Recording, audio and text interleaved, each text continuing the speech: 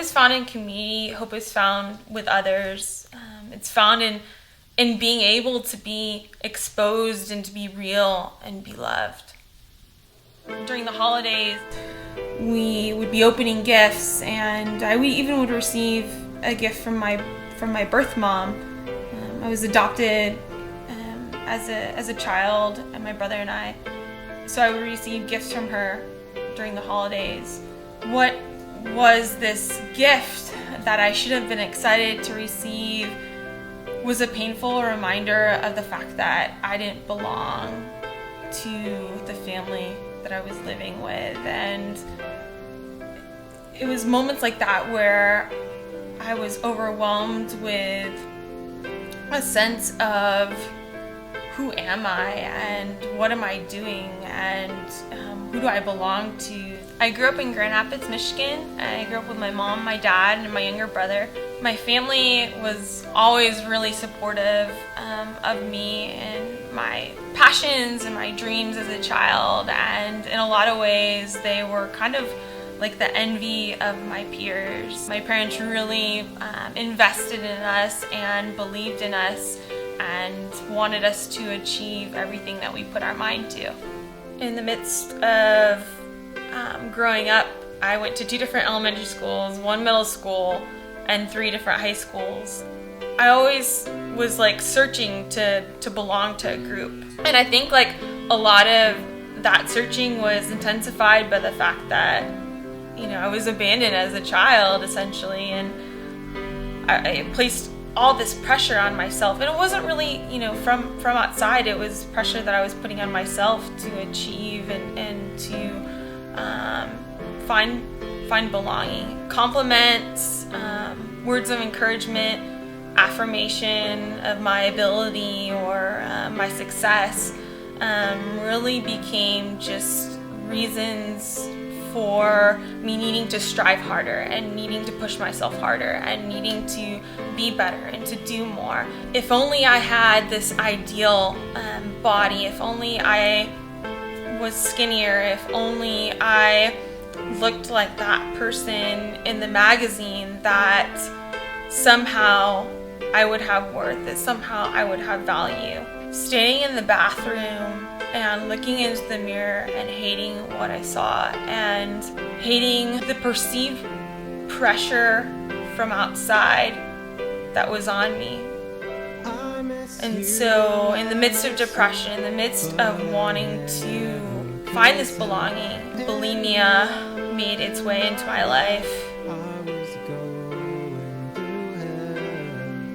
I had developed this intimate relationship with bulimia. Bulimia was there always to listen. It kept no records of my wrong, at least at first, and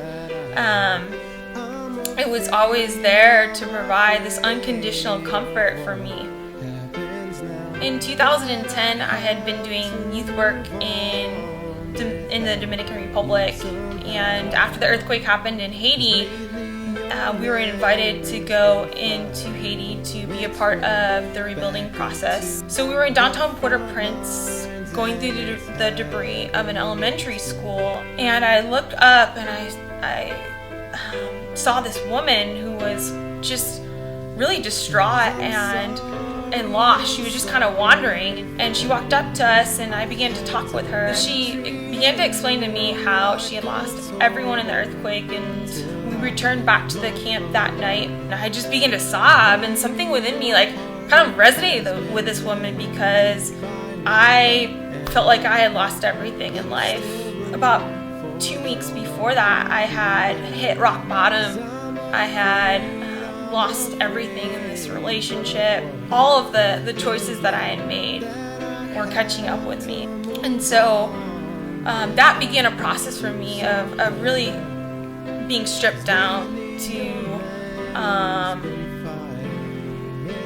realize that there's not anything that I can do to earn anything, that my identity has to come from something else than my achievements.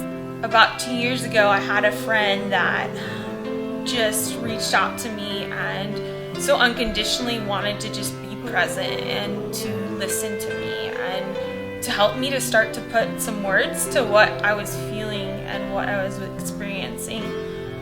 And this person brought me into a community that has just opened arms to love on me, to accept me, and to be present in the midst of the pain.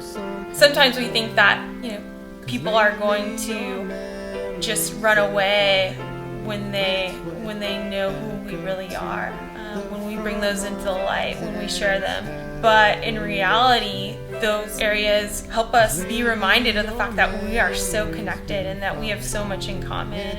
I think there's this lie embedded in us that we have to reach some type of utopian state to be able to make a difference. But the reality is that we never arrive. That life is found in pushing into the uncomfortable areas and exposing them in community.